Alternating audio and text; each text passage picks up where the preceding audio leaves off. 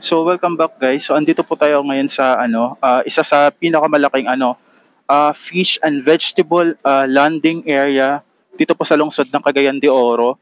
At ito nga po, andito po tayo sa labas ng gulayan. Ayan. So dito po ang pagsaka ng ating mga gulay. Tapos kung ano-anong sangka po sa pagluluto. So dito ako sa labas at tara, pasukin po natin. Itutur ko po kayo dito po sa may westbound terminal public market. So dito tayo dadaan guys. Ito daw po ang dito po tayo dadaan. So ito po yung bagsakan ng mga gulay at mga isda. Ito po sa westbound terminal.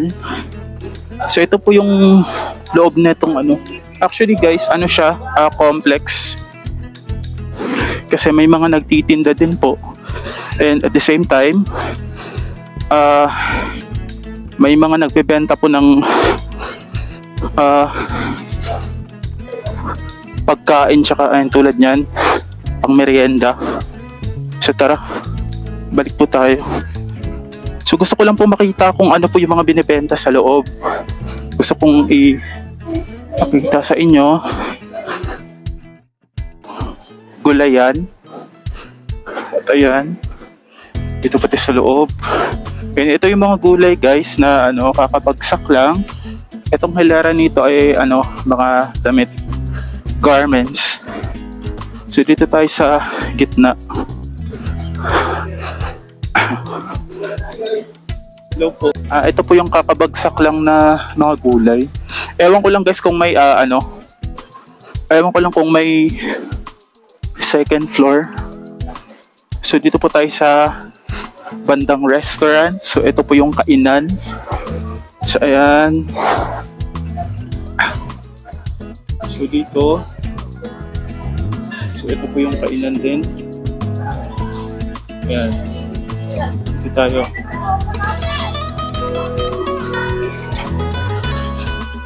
So ito yung natin kanina.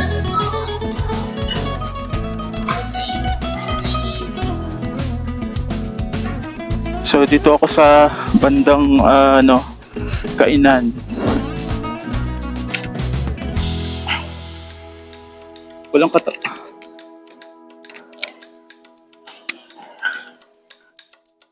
wala pong katao-tao guys dito banda.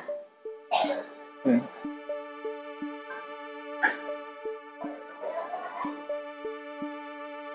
Yan. Ito po yung mga gulay. Walang po na mga gulay. So, dito po banda yung mga gulay na yan. So, ayan. Yan. So, dito tayo pupunta. So, ayan. Isa po yan sa mga gulay na kakabagsak lang po. Ayan. So, ito. So, dito po sa loob guys, may mga nagbebenta din po ng mga yung tulad ng mga damit. So dito tayo pupunta. Yan, ikutin muna natin yung pahabaan natin. Ayun, ito po. So ito, yung mga gulay, kung ano-ano yung mga binibenta rito. So ayan. Ito po yung mga gulay na kakabagsak lang. So, ang gulay na i-deliver. Ito lang sigurado. So dito tayo sa hilera ng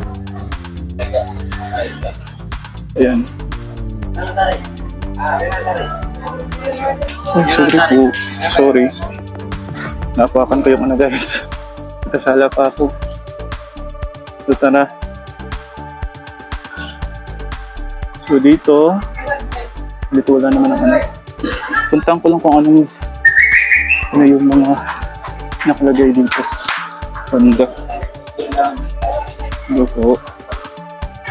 Shout out po sa dalawang kuya na dumaan. So ito po yung hello po. Ito po yung ilan po. So dito po banda, yung mga, ayan ay sa ate. So ayan, yun yung mga binibentang sibuyas. Tara. Dito. Kuya, sibuyas ba to? Mga sibuyas po ba yan? So ito guys, may mga maliliit na sibuyas din dito banda. So ayan. So ito yung kahabaan nito ay mga gulay tsaka mga sangkap sa pagluluto. Tara. Banda, wala naman pong gaanong tao. So makikita nyo po, dun sa kabila, walang gaanong bebenta. So, dito po yung mga gulay. So, mga pechay. Ayan. So, ito po yung i-deliver pa lang. So, ayan. So, dito, gulay. Tara, puntahan natin. Ayun po rito guys. Ito na po yung area kung saan makakakita po kayo ng mga murang bilihin gaya po ng agricultural products and fresh. So mostly guys, lahat po ng mga binibenta rito ay fresh. Kasi ito po yung bagsakan nga po ng ating mga fresh na gulay.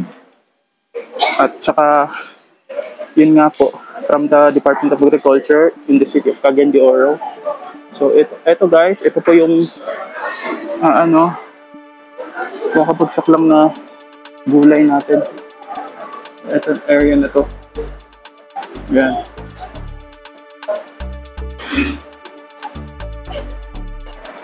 Ito ang terminal. Ito yung terminal. Yan. At ang kaharap po niyan ay ito na nga po ang palengke. Bagsakan ng ating mga gulay. Ayan. Tara, punta tayo rito. Punta tayo rito guys. So ayan, yung mga bagong bagsak na gulay natin. Ayan. So, hello po. So, ito po yung dito po ang area kung gusto niyo pong makabili ng mumurahing gulay at ng isda. So, dito po kayo rito. Makabili po kayo ng mga sariwa tulad niyan.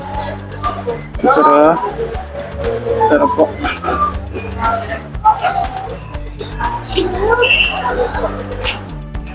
Ito ko lang. Tara po kayo rito. Nakita natin kung ano po yung mga binibenta rito.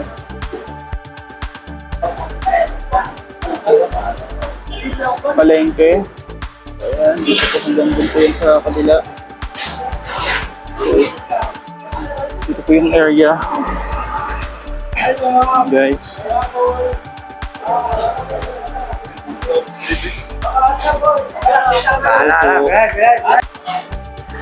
So ito yung terminal dito banda. At ito naman po yung palengke.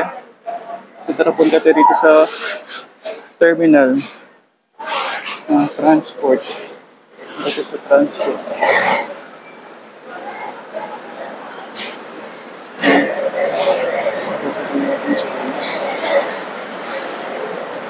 So ito po yung terminal. Puntang airport. Ayan. Dito po kayo sasakay. Ayan. Palabas po ng west. Ito pong western area of the city. Tara.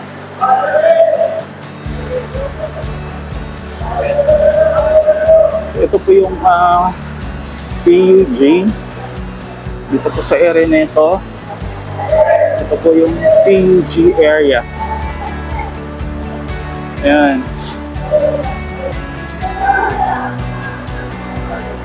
Ito po rito.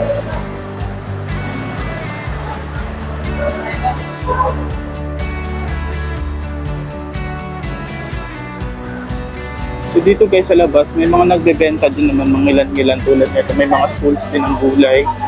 Gaya niyan. So ito, so dito din meron. Ayan. Dito po yung mas mura guys kasi sa loob doon po binabagsak yung mga bagong dating. Ayan. So dito, iba hindi pa nag-display. Tulad niyan. Ayan. So, punta tayo sa kabila, sa terminal naman ng mga bus.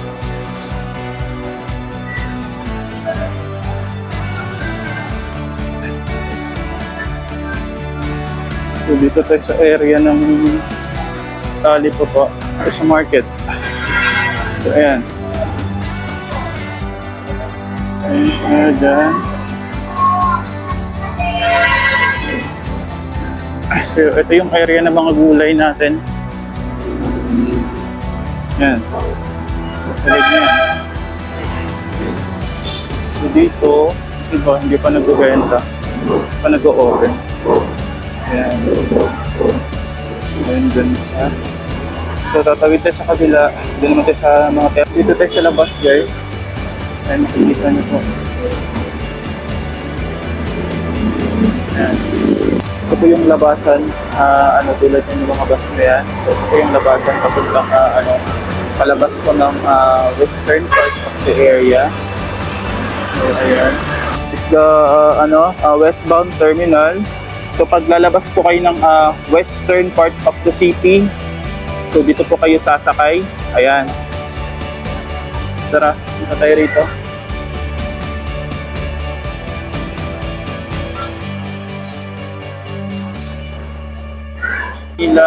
Palabas po ng west dito po sa area ng lungsod ng CDO. Ayan, so, tara dito tayo sa pahbaan na to. Dire-diretsuhin po natin to. So dito po yung mga multi-cab tulad nyan dito banda. So punta naman po tayo sa area ng mga bus. Tara.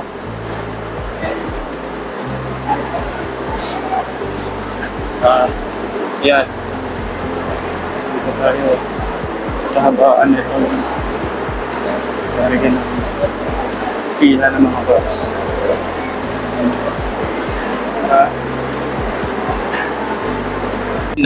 At sa tawid po nito, so doon po ang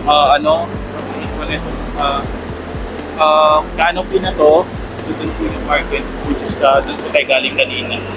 Doon po tayo galing kanina.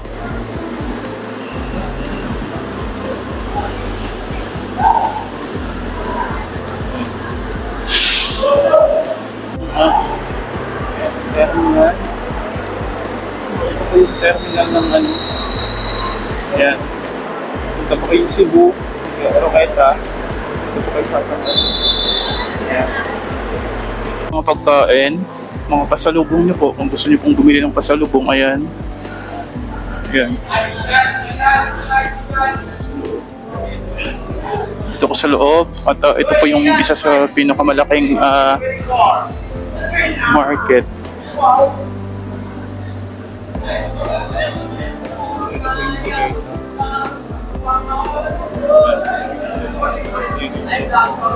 Balik tayo rito.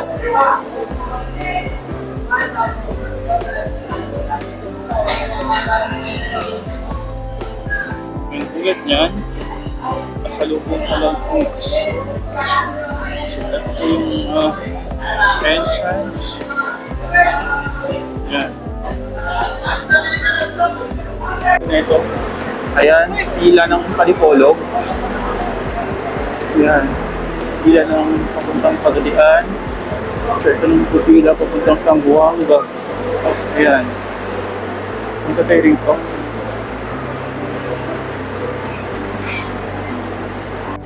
So, ito po yung pila papuntang Pagadian.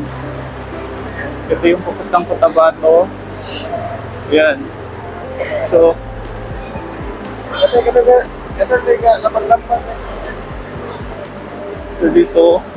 so dito banda guys, may mga nagtitinda din po ng kung ano po yung mga kakailanganin niyo po. Tulad niyan, may mga pangporma, So ayan, dito sa kahabaan nito. So hanggang dito lang po yung terminal natin. So galing ako dun sa pinakadulo nito. At yun nga po, pagka lalabas po kayo ng lungsod, so dito po kayo sasakay, labas po ng western area of the city. So ayan po yung mga buses po nila. Buses ng arrival and then departure area. So ang entrance po nito guys, dito po sa gitna. Pag dire-diretsuhin nyo po yung dulo nito, makikita nyo po yung dulo nito. So may nangongolekta naman po, may nagtatanong po kung saan po ang gawi. So yun nga, ito rito. So dito sa kahabaan nito, so gusto nyo pong mag-taxi, so dito po yan hanggang dun sa dulo nito. So lumabas na po ako sa terminal ng mga bus. So ito naman po yung terminal ng mga taxi. Yan. Ulit tayo dun guys. So ito guys, dito po ako sa sa ating fish landing area. So ayun, makikita nyo po. So wala pa namang wala pang binabagsak sa isda pagka ganitong oras kasi talagang madaling araw po kayo pupunta. Kapag gusto nyo pong maabutan yung sariwang isda. So dito. Yan, hanggang dun yan guys. Yan, hanggang dun yan. So ito. So ito naman yung City Mall area. Dito po yung bagsakan ng ating mga gulay. Nakikita niyo po, binabagsak na po yung ating mga gulay dito banda.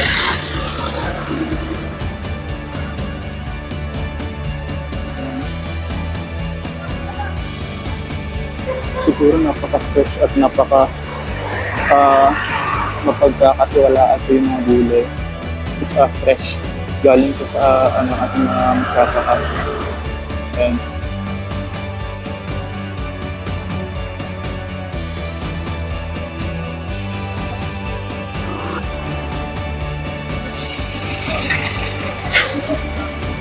Ito siya na ba?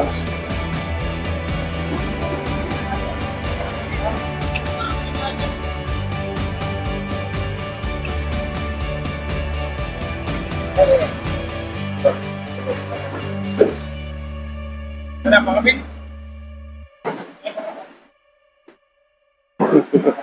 Punta tayo rito. Ayan. Punta tayo rito. Hello? Tara, punta tayo rito.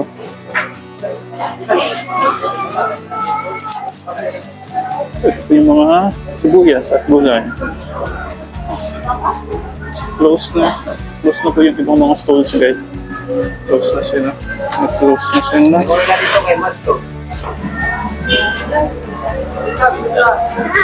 Ayan, bulag na. Ayan.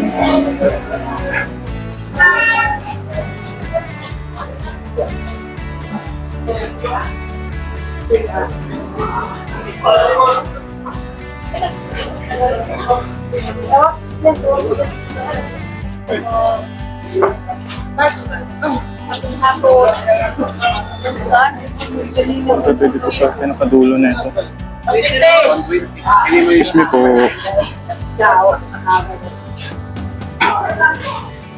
Ayan mga gulay na bagong bagsak.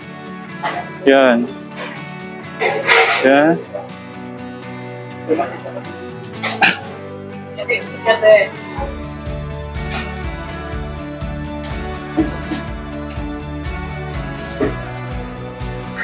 Galing na ako doon kanina. Sige, kung busy mo sa kaya ba? Yan. Mura siguro yung ano rito guys. Ang daming nabili.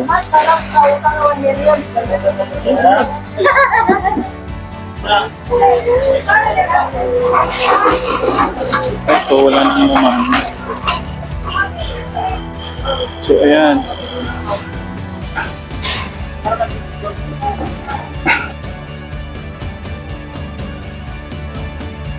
Okay.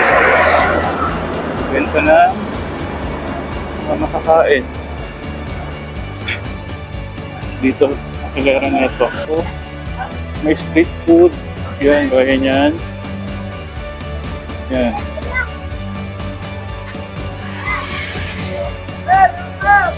Hello po, Kuya.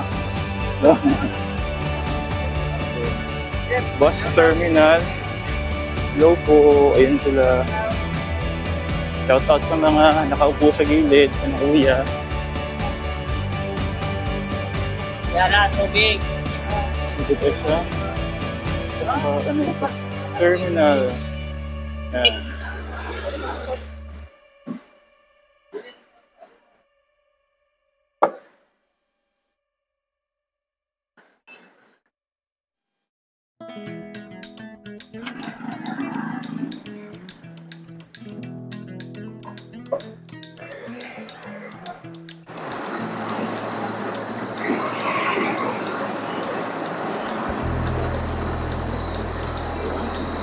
So ito guys, uwi na tayo. Umaambo na kasi.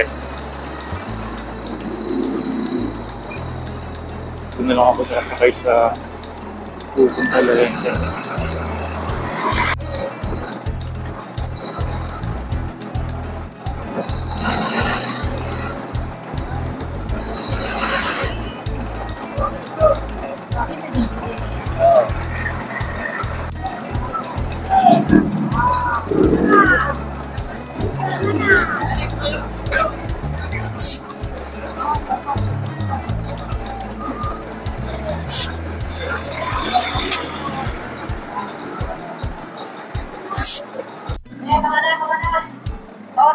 Makanan. Makanan, 279 kilo. Makanan, 279 makanan. 279 makanan. Mga lantel. Lantel lote. Ano po?